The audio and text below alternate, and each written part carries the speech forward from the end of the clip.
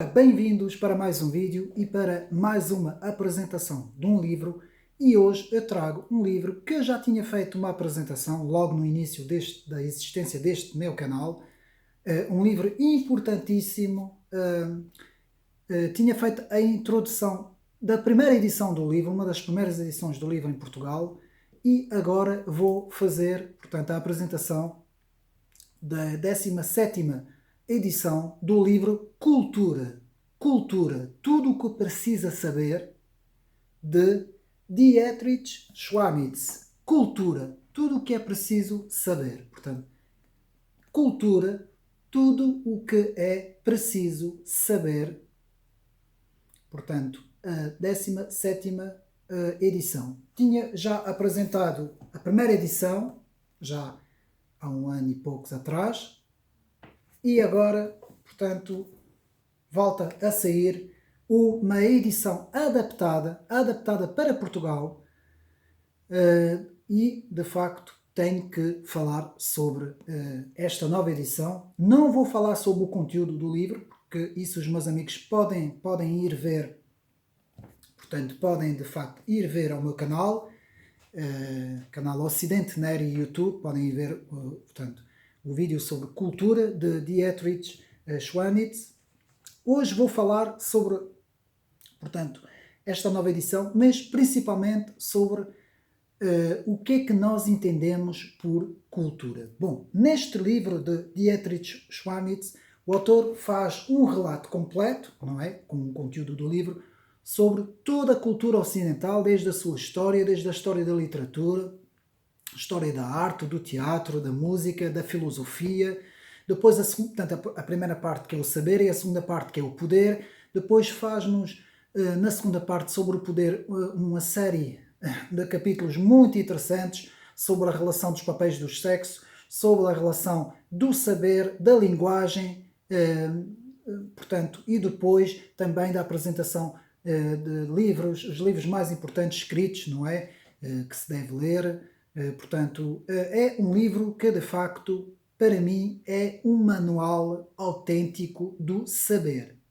Portanto, no passado não existia esse tipo de livro. E eu devo dizer que este livro Cultura é imprescindível para termos nas nossas bibliotecas, porque ele consegue prefazer todo o saber e toda a cultura que nós precisamos de ter, não é? De saber e de ler. E eu acho que é um livro imprescindível nos tempos que correm para o saber e o conhecimento. O que é que nós entendemos com a palavra cultura? Portanto, o autor fala-nos aqui de dois grandes rios que banharam, portanto, a chamada civilização da Europa, ou a civilização ocidental.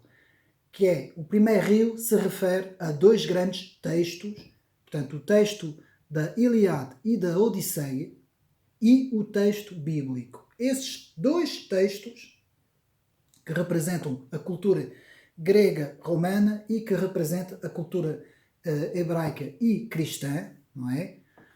E que esses dois textos, não é? Os dois livros, não é? Teriam formado as bases da civilização ocidental.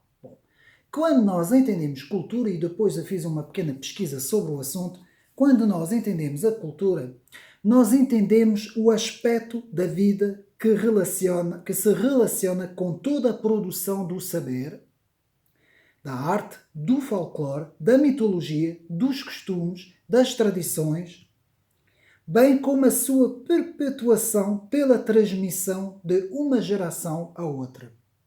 Ou seja, é a transmissão do saber, de todo este saber, de povos que viveram no passado, para povos que vivem no futuro e que ainda vão viver no futuro, que tem como, portanto, descrição a cultura. Tem essa palavra cultura, que tem vários significados, não é? Um dos primeiros, portanto, a palavra do latim cultural, que provém de saber, não é? Que tem a ver com o saber e que também tem a ver com o solo. Daí a palavra também agricultura, também tem muito a ver com o solo. Portanto, nós podemos aqui dizer que é um saber que pertence aos territórios não é? Que pertence aos povos que vivem em dados territórios, e esse saber vai originar uma própria cultura dos próprios povos, não é? E daí também existir uma série de culturas diferentes entre povos. Portanto, o que é que podemos dizer acerca da cultura? Nas ciências sociais, não é? As ciências sociais descrevem a cultura como o aspecto da vida social, não é? Que se relaciona com a produção do saber, bem como a sua perpetuação pela transmissão de gerações entre gerações. Na sociologia, podemos ler é tudo aquilo que sintetiza símbolos e aprendizado partilhado pelos indivíduos de um determinado grupo e que confere uma identidade dentro do seu próprio grupo de pertença. Na filosofia, podemos ler cultura é o conjunto de manifestações humanas que contrastam com a natureza ou o comportamento natural. No dia a dia das sociedades civilizadas, especialmente a sociedade ocidental, e no vulgo costuma ser associada à aquisição de conhecimentos, práticas de vida reconhecidas como melhores, superiores, ou seja, a erudição. Este sentido normalmente se associa ao que é também descrito como alta cultura. Portanto, a alta cultura é aquilo que designa, portanto, uma cultura de sentido mais elevado. Portanto, uma cultura superior, não no sentido de ser superior a outra cultura, não é isto que aqui está referido, é no sentido de ser um aprendizado mais alto, mais elevado, mais requintado, digamos assim, mais complexo, mais trabalhado, mais embelezado. Portanto, é uma cultura mais profunda também, não é? Portanto, é aquilo que aqui na filosofia nos diz. Portanto, podemos dizer que cultura é informação, isto é, um conjunto de conhecimentos teóricos e práticos que se aprende e transmite aos contemporâneos e aos vindouros. Cultura é o resultado dos modos como os diversos grupos humanos foram resolvendo os seus problemas ao longo da história. Cultura é criação. O homem não só recebe a cultura dos seus antepassados, como também cria elementos que a renovam. Cultura é um fator de humanização. O homem só se torna homem porque vive no seio de um grupo cultural. A cultura é um sistema de símbolos compartilhados com que se interpreta a realidade que confere sentido à vida dos seres humanos. Portanto, é muito interessante quando nós estudamos mesmo o sentido da palavra cultura. Além disso, a cultura também é um mecanismo comutativo. As modificações trazidas por uma geração passam à geração seguinte, de modo que a cultura transforma-se, perdendo e incorporando aspectos mais adequados à sua sobrevivência, reduzindo o esforço de novas gerações. Portanto, é importante também aqui este ponto. Na cultura e na identidade, portanto, a cultura exerce um papel principal para delimitar as diversas personalidades, os padrões de conduta e ainda as características próprias de cada grupo humano. Portanto, depois de termos visto mais ou menos o que é que significa quando nós falamos em cultura, e pegando aqui no livro Cultura de Dietrich Schwarnitz, podemos ver a importância de termos bases e de termos noções para nós entendermos o que significa a transmissão do conhecimento. Bom, primeiro, para nós entendermos o que é que significa a transmissão do conhecimento, temos que ter em conta, portanto, a cronologia de base, ou seja, a noção de que existe uma reta, não é? Uma seta do tempo com várias datas, não é? Onde vão, portanto, simultaneamente aparecendo ao longo dos séculos, portanto, vários tipos de culturas, não é? Nós, se falarmos aqui na civilização ocidental, podemos ver, portanto, a movimentação cultural que acontece, portanto, nas sociedades pré-clássicas, nas sociedades clássicas e depois nas sociedades pré-modernas e modernas.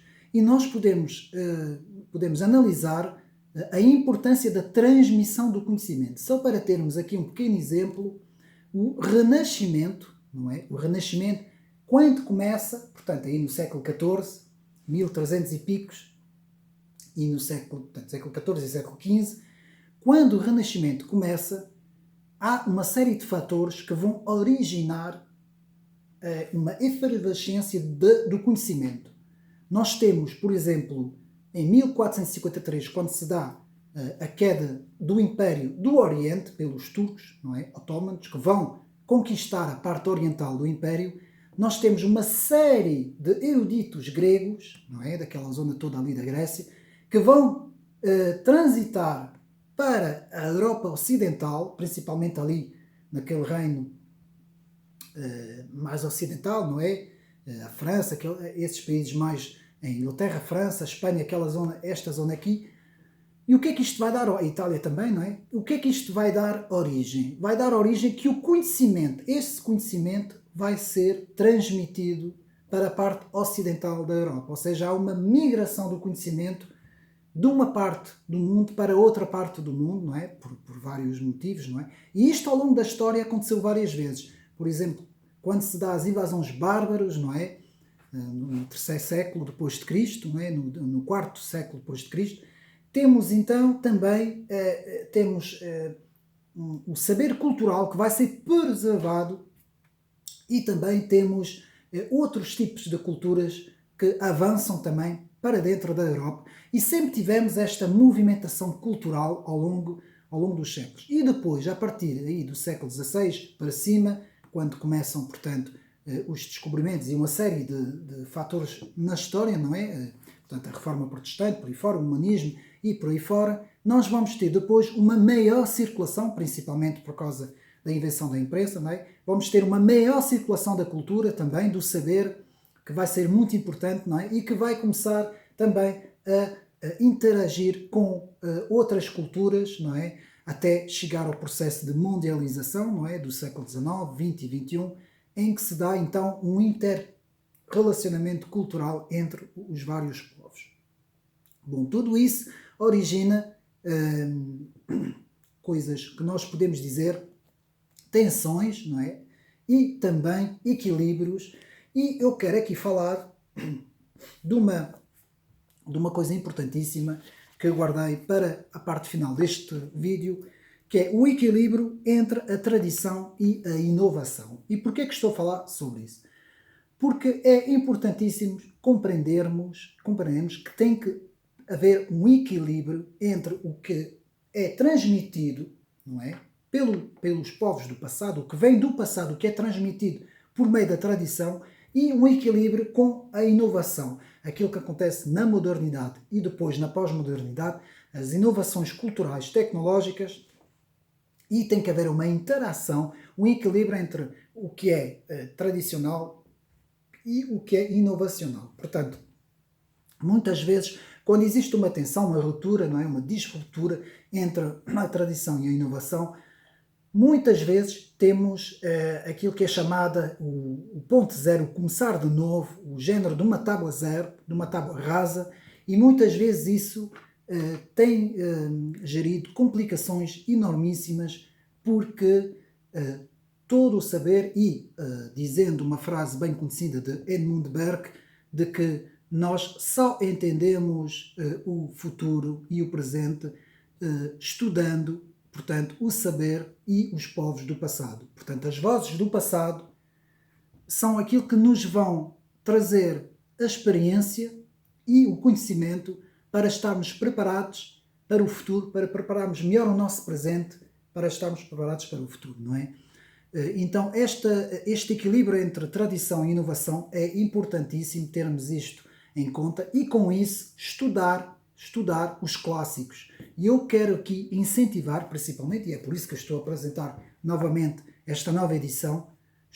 Esta edição, portanto, é muito boa para nós termos uma noção de quais são os clássicos que nós temos que saber e que temos que ler. Porque muitas vezes há pessoas que me perguntam quais são os livros que temos que ler, qual é a bibliografia que devemos procurar, não é? Para iniciar. Portanto, não basta só ter 3 ou 4 livros na cabeça, comprar os livros e começar a ler. Temos primeiro que ter uma noção cronológica dos acontecimentos, principalmente se nós estudarmos a literatura, termos uma noção de como é que as coisas aconteceram no espaço e no tempo. Isso é importantíssimo para podermos estudar literatura, ou até para podermos estudar a história das ideias, ou até para podermos estudar filosofia ou história. Temos que ter essa noção. Depois, saber quais são os autores que, de facto, marcaram profundamente a civilização e trouxeram algo de conteúdo, um conteúdo forte, profundo, um conteúdo que seja bastante, portanto, enriquecedor para o nosso conhecimento. E depois outra coisa importantíssima, a língua. Conhecer muito bem a língua. Não vale a pena a gente tentar, as pessoas tentarem adquirir um certo conhecimento até na literatura, se não tiverem um conhecimento correto da língua. E hoje em dia isto nota-se muito nas escolas, não é? Principalmente o baixo nível da língua, não é? Do conhecimento da própria língua, não é? Da gramática, não é? Da própria língua literária. Isso é importantíssimo. Depois de ter feito essas análises, podemos então, portanto, ler e meditar sobre obras clássicas que são importantíssimas. Há vários tipos de livros e aqui nós temos recomendações. Temos no primeiro capítulo do Saber, temos a segunda parte, que é as obras literárias, que eu aconselho lermos com calma essa parte, esse capítulo, que é muito importante. E depois, no fim, temos, portanto, os livros recomendados do autor, não é? O autor nos fala dos livros mais importantes e de livros recomendados pelo próprio autor, que eu também penso ser de importantíssimo a leitura, portanto, desses últimos capítulos. Tendo em conta isso, então podemos avançar no próprio conhecimento. E depois, a partir daí, analisar muito bem os autores, a obra dos autores. Eu estou a fazer uma série de biografias sobre vários autores, não é?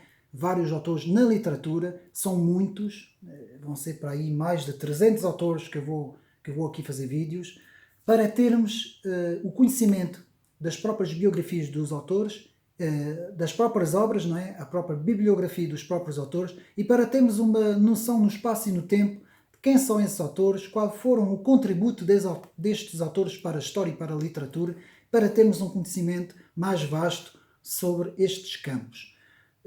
Também na filosofia é importante sabermos a história das ideias na filosofia e a história das ideias na ciência política também, importantíssimo para compreendermos a movimentação das ideias ao longo da história. Portanto, é importantíssimo termos a noção cronológica da movimentação das ideias ao longo da história para compreendermos o pensamento pós-moderno, o nosso pensamento atual, para tentarmos compreender o nosso pensamento, compreendendo as ramificações no espaço e no tempo. Dito isto, não tenho muito mais para dizer, apenas falar na importância, então, como eu falei, do equilíbrio entre a tradição e a inovação, da importância da cultura, da importância da leitura, mais uma vez eu digo, não é? É importantíssima a leitura, não há nada que possa, não há nada que possa substituir a leitura de um livro, não é?